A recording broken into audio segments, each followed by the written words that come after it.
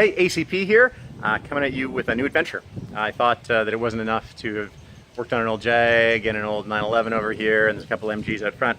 I thought what I really needed to punish myself was a Model T Ford.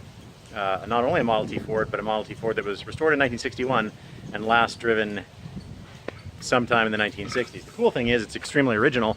It's a 1919 Model T, first year to have an electric starter, which I'm kind of disappointed in, although you can still turn it with a crank. It actually has a 1919 license plate even.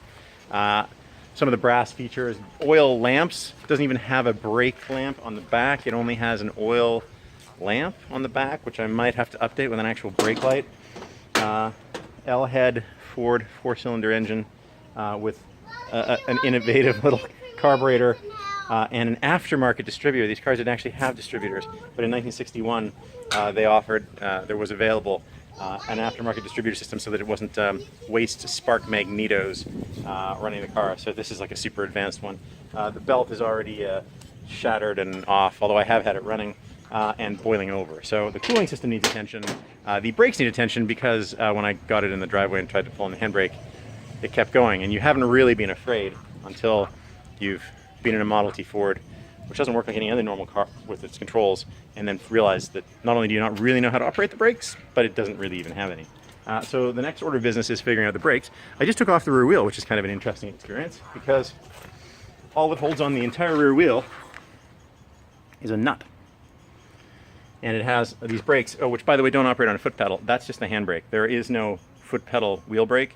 The foot pedal brake operates a transmission band that stops the transmission, which means that if, say, you broke your drive shaft and hit the brakes, you would have no brakes. Or if in this case, this car has a very advanced for the time 2-speed rear end, which changes it from a 2-speed car to a 4-speed car with 2 extra low ratios, called a Ruck-Style rear end.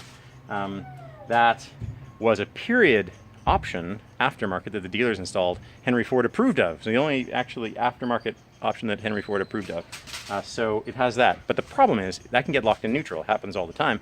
And if that gets locked in neutral, your transmission brake doesn't work. And once again, you have no brakes. So you have to make sure the handbrake works. It's kind of your panic brake. And I'm going to add on what are called Rocky Mountain brakes.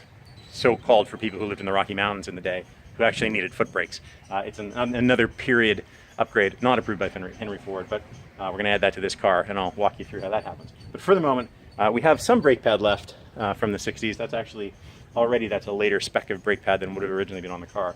But I'm going to tighten up those brakes, part one, then I'm going to tighten up the transmission brake, part two, and then we're going to put some car seats in the back for Rosemary and for Lila.